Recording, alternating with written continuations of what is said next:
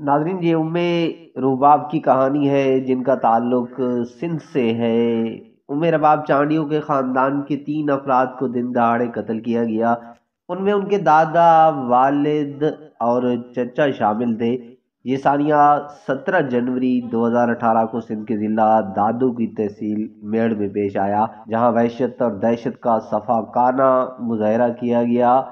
ایک ہی آن میں رباب کے سر سے والد کی شفقت، دادا کی قربت اور چچا کی محبت چھین لی گئی تھی۔ اس واقعے کو کئی رخوں سے بیان کیا گیا ہے۔ کہیں ذاتی دشمنی بتائی گئی ہے تو کہیں سیاسی واقعہ بیان کیا گیا ہے، لیکن جو ظلم رباب اور اس کے گھر والوں پہ برپا ہوا اس کا اندازہ ہم اور آپ نہیں لگا سکتے۔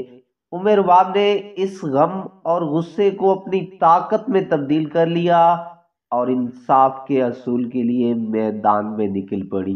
اس المناک واقعے کے پس منظر میں رباب کی تاریخی للکار اور انصاف کے اصول کے لیے جاری جدوجہد نے ملک میں، خاص طور پر سندھ میں، تاریخ کے اور آگ کو پلٹ ڈالا ہے۔ اس طرح کی سنجیدہ، منظم اور غیر معمولی جدوجہد کا مثال کم ملتی ہے۔ رباب پرنٹ اور الیکٹرانک میڈیا کی شاہ سرخیوں میں اس وقت آئیں جب انہوں نے کراچی میں سابق چیف جسٹس ثاقب نثار کی گاڑی روکی تھی اور انصاف کے لیے اپیل کی۔ رباب کے دادا، والد اور چچا کے قتل کا الزام ایک طاقتور قبیلے کے سربراہ اور سندھ اسمبلی کے MPA برادران پر لگایا جاتا ہے۔ اس جگیردارانہ سماج میں انصاف کے اصول کے لیے رباب نے جو جھنڈا اٹھایا ہے، جس اٹل ارادے اور بہادری سے میدان میں اتری ہیں، خود کو دھرتی پہ خدا تصور کرنے والے سرداروں کی پگڑیاں ہل گئی ہیں۔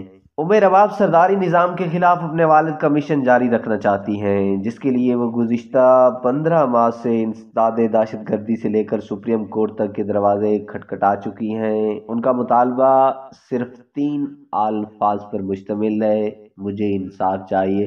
سکر میں انسداد دہشت گردی کی عدالت میں ایک سماعت کے موقع پر رباب نے مقدمے میں تاخیر پر خاموش احتجاج ریکارڈ کرایا، جس میں وہ ننگے پاؤں عدالت میں گئی تھیں۔